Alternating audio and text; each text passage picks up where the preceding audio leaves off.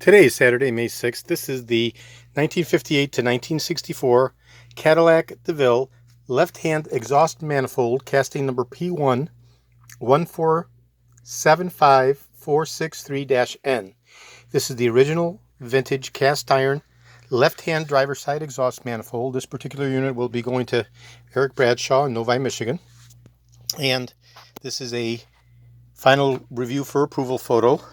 This has the Heat-Riser Dampner unit with the baffle door in a permanent open position that was drip welded in place in order to prevent it from closing with the spring removed.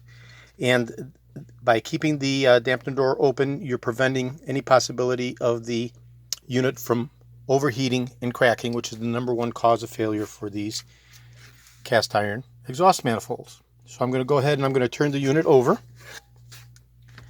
One of the concerns that Eric had was the mounting surfaces. This has beautiful, pristine mounting surfaces. Absolutely beautiful. And the unit is crack-free. It's been MagnaFlux tested. So we have a high integrity from a standpoint of emissions and sound. Okay, and this was used on the left-hand driver side. It's left-hand driver side specific.